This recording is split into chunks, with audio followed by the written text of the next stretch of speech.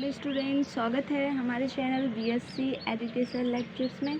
तो यहाँ पे आज हम देखेंगे BSc first year major minor में सेकंड पेपर यूनिट 5।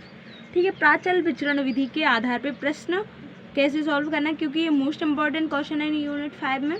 ठीक है, अभी तक हमने सीएफ और पीआई निकालना बताया था, तो प्राचल विचरण विधि में भी इम्पॉर्टेंट है, आप लोग को सीएफ निकालना आना चाहिए। हम 3-4 क्वेश्चन सॉल्व करा चुके हैं, अभी और भी उसके क्वेश्चन रह गए, वो हम नेक्स्ट वीडियो में करवा देंगे, लेकिन हमने सोचा पहले ये करवा दें क्योंकि ये इंपॉर्टेंट है। ठीक है, सबसे पहले क्वेश्चन को पढ़ते हैं। क्वेश्चन क्या कह रहा है, प्राचल विचरण विधि से हल करो d² + 1 × y = x।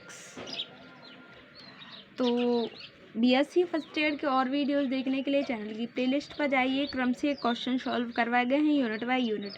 ठीक है, तो अपना जो समीकरण दिया है, सबसे पहला काम देखो, स्टेप फर्स्ट, सबसे पहला काम आप लोग को सीएफ वैसे ही निकालना जैसे पहले क्वेश्चन में निकालते थे। तो सीएफ निकालने के लिए इसका सहायक समीकरण बनाना पड़ता था। सहायक समीकरण होगा अपना d = m रखना है, जो इक्वेशन दी हुई है उसमें d = m रख देते हैं। सहायक समीकरण d = m रखने पर, तो जहाँ जहाँ d है वहाँ पे m रख देते हैं। d के स्थान पे m² + 1 = 0। देखो ये और ये अलग रहना चाहिए, केवल d वाले समीकरण में रखना पड़ता है d = m। जो d f(d) होता है उसमें d = m रखना पड़ता है।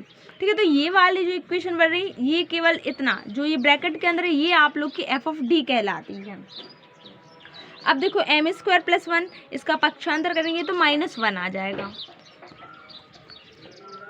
ठीक है, इसके बाद देखो -1 जब इसका स्क्वायर इस साइड आएगा तो अंडर रूट में आ जाएगा। अब देखो -1 ये आप लोग 11th में पढ़ चुके हैं, i² की जो वैल्यू होती है वो -1 होती है। मान के चलो ये -1 जो है वो आप लोग का i² है। ठीक है, i² को अंडर रूट से बाहर निकालोगे तो +- के रूप में वैल्यू आएगी, मीन्स m की जो वैल्यू आएगी वो +- i आएगी। तो यहाँ m की वैल्यू से ही CF निकाला जाता है, m की वैल्यू +i और एक -i। तो देखो जब भी कभी आप लोग की m की वैल्यू +- ai के रूप में आए ना, तो यहाँ पे क्या करना पड़ता है, a की वैल्यू जो होती है वो, यहाँ पे a की वैल्यू कुछ नहीं है, मीन्स 1 होगी, 1 × में होगा तो a की वैल्यू यहाँ पे क्या है 1। तो इसका CF जो होता है वो इस formula C1 cos ax + C2 sin ax। यहाँ पे a की वैल्यू पुट करते हैं तो CF = क्या हो जाएगा, C1 cos a की वैल्यू 1 है, मीन्स x ही आएगा, प्लस C2 sin a की वैल्यू 1 है x। ठीक है, इतना क्लियर है, ये आया आप लोग की समझ में। अब यहाँ से स्टेप चालू होते हैं प्राचल विचरण विधि के। तो स्टेप फर्स्ट, CF को आप लोग को जो CF की तुलना करनी है वो करनी है आप लोग को C1/1x + C2/2x से करनी है। इसकी तुलना आप लोग जब C1/1x + C2/2x से करोगे तो ये तो आप लोग का /1x आ जाएगा और ये दूसरा क्या आ जाएगा, /2x आ जाएगा। अब नेक्स्ट स्टेप सेकंड में आप लोग को क्या करना है, पीआई की वैल्यू माननी है। पीआई क्या है, पीआई का ये फॉर्मूला आप लोग याद कर लीजिएगा, C1x/1x + C2x/2x। ये आप लोग को यहाँ से पीआई निकालना पड़ेगा। ये क्यों निकालना पड़ेगा, क्योंकि अवकल समीकरण का जो हल होता है वो CF + PI होता है। तो CF तो निकल आया, अब PI के लिए आप लोग को ये फॉर्मूला पता होना चाहिए। तो देखो यहाँ पे /1x की तो वैल्यू दी हुई है, /1x की क्या है cos x एंड /2x की क्या है sin x। ये कैसे वैल्यू निकली है, CF से। PI की ये वैल्यू है, इसमें आप लोग इसको इक्वेशन फर्स्ट दे देना, क्योंकि लास्ट में जब आप लोग की C1x और C2x की वैल्यू आएंगी वो पुट करेंगे।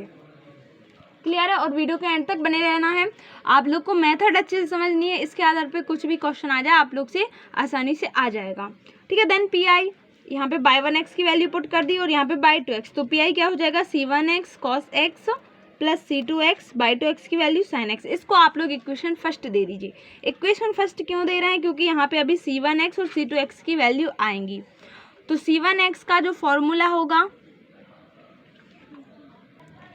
C1x का फॉर्मूला होगा इंटीग्रेशन -x/2x w/1/2 dx। अब देखो /2x की वैल्यू क्या थी अपनी CF से, sin x, तो -x/2x के स्थान पे sin x upon w/1/2 dx।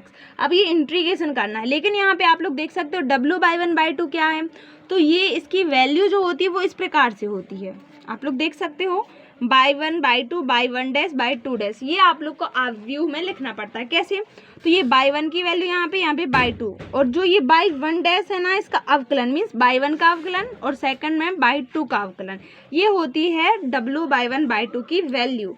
ठीक है, देखो दोनों C1 और C2x में आप लोग को इसकी आवश्यकता पड़ती है। तो C1x के लिए आप लोग ये निकाल रहे हो W/1/2, क्योंकि अपॉन में इसकी वैल्यू चाहिए है ना, इसलिए।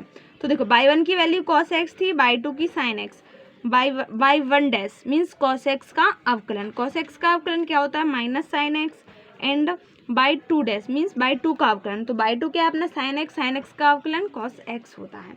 इतना क्लियर? अब इसको सॉल्व करते हैं आगे आव्यूह को। तो आव्यूह का कैसे प्रसार करते हैं? इन दोनों का मल्टीप्लाई, तो cos x का cos x से cos square x, sin x का sin x से sin स्क्वायर x, लेकिन यहाँ पे माइनस है तो प्लस माइनस का minus, cos square x minus minus minus का क्या हो जाएगा? प्लस। तो sin square x plus cos square x क्या होता है? 1। ये आप लोग की यहाँ पे सर्वसमीका लग गई। ठीक है, अब ये आप लोग की W/1/2 की वैल्यू आ गई, तो आप लोग C1x निकाल सकते हो अब, क्योंकि C1x में W/1/2 की वैल्यू चाहिए थी, तो यहाँ से C1 निकालते हैं। तो C1x में वैल्यू पुट करते हैं, माइनस का x बाई 2x की sin x अपॉन W/1/2 की वैल्यू क्या आई? यहाँ पे अव्यूह 1 आया, तो यहाँ पे 1 वैल्यू रख दी। ठीक है, dx मीन्स x के सापेक्ष इंटीग्रेशन करना है। इंटीग्रेशन करेंगे तो देखो इसको मान लीजिए आप लोग u और इसको मान लीजिए v, तो यहाँ पे वो वाला फॉर्मूला लग जाएगा इंटीग्रेशन u v dx। तो इसका फॉर्मूला होता है u इंटीग्रेशन v dx। ठीक है, u यहाँ पे रहेगा इंटीग्रेशन v dx, माइनस रहेगा integration d upon dx, u रहेगा एंड फिर से इंटीग्रेशन रहेगा और आप लोग का रहेगा v dx। ठीक है, होल इंटीग्रेशन आएगा अपना dx। ये वाला फॉर्मूला यहाँ पे लगा देना है।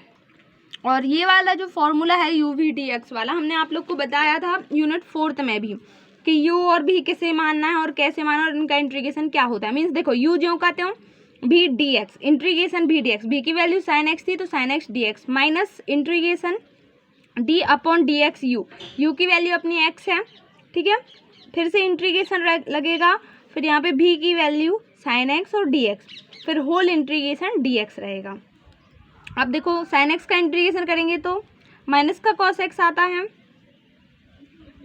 यहाँ पे प्लस, यहाँ पे जब करेंगे आप लोग d अपॉन dx का अवकलन 1 ही आएगा। यहाँ पे sin x का जो इंटीग्रेशन आएगा वो माइनस cos x आएगा, तो माइनस का यहाँ पे मल्टीप्लाई मीन्स माइनस माइनस का प्लस हो जाएगा।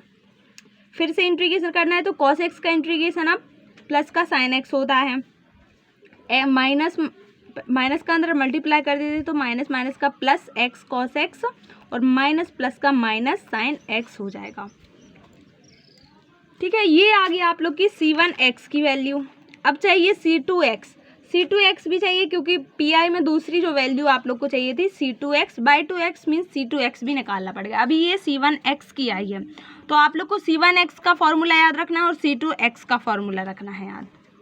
तो अब C2x होता है इंटीग्रेशन x बाई 1x। अभी क्या था यहाँ पे बाई 2x था, लेकिन C2x में आप लोग का बाई 1x रहेगा, अपॉन में ये W/1/2 ज्यों कहते हैं और dx ज्यों कहते हैं रहेगा।